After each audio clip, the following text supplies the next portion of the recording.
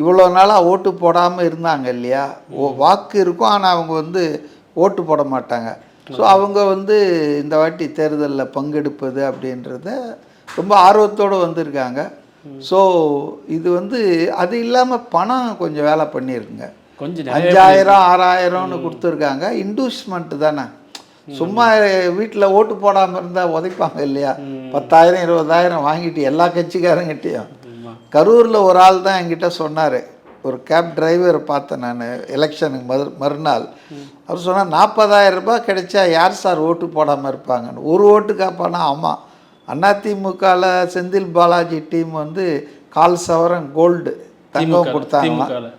திமுகவில் கரெக்ட். திமுக அவர் எந்த கட்சியில் இருக்கிறாருன்னு ஞாபகம் வர மாட்டேது. திமுகவில் வந்து அவர் கொடுத்துருக்கார் போலது. அப்புறம் 6000 ரூபாய் பணம் ரொக்கம்.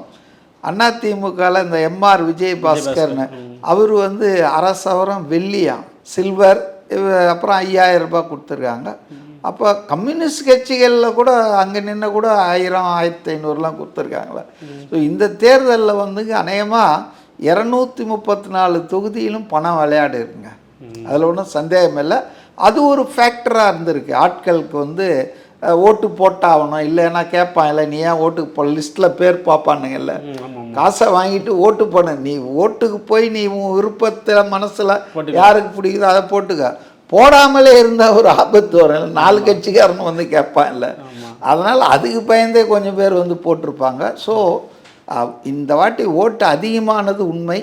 அது வந்து ஒரு பகுதி மெயினான இது வந்து விஜயினுடைய அரசியல் வருகை, அவருக்கு சப்போர்ட் பண்ணோம், ஆட்சி மாற்றம் கொண்டு வரணுன்றதுக்காகத்தாங்க இது. அதில் ஒன்றும் சந்தேகமே இல்லை. Okay sir. சார் நீங்கள் இது வரைக்கும் பார்த்த எலெக்ஷனில் இப்போது அது எலெக்ஷனுக்கு ஓட்டு போகிறதுக்கு தீபாவளி பொங்கலுக்கு ட்ரெஸ் எடுப்பாங்க.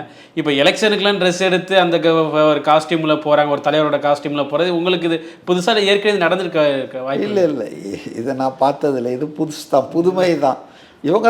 இவங்க தானேங்க, அதாவது ஒரு கல்ட்டு உருவாக்குறாங்க. அது வந்து எனக்கு என்னவோ அதெல்லாம் தேவையில்லாத விஷயந்தான் நினைக்கிறேன். அதாவது யூனிஃபார்மோடு வந்து ஓட்டு போடணுன்ற அவசியம் இல்லை. இல்லை, ஓட்டு போடுறது யாருக்குன்னு தெரியக்கூடாதுன்னு சொல்லுவாங்க. ஆனால் இது காஸ்டியூம்லேயே தெரிஞ்சிருதுல உங்களுக்கு தான் போட போகிறாங்க அப்படின்ட்டு. ஆமாம், காஸ்டியூம் இப்போ தான் ஓப்பனாக வந்து இதுவே போடுறாங்களே, ரீல்ஸே போடுறாங்களே. இப்போ வந்து நான் யாருக்கு போட்டேன்னு சொல்லிட்டு பப்ளிக்காக ரீல்ஸே போடுறாங்களே. அதனால் இப்போ காலம் மாறி போச்சுங்க. இளைஞர்கள் வந்து இளங்கன்று பயம் அறியாது. முன்னால் அது சீக்கிரட்டாக சொல்ல மாட்டாங்க. அப்படி சொன்னால் கூட போட்டது ஒன்றா இருக்கும், கேட்குற ஆளுக்கு ஏற்ற மாதிரி உங்களுக்கு தான் போட்டேன் உங்களுக்கு தான் போட்டேன்னுவாங்க.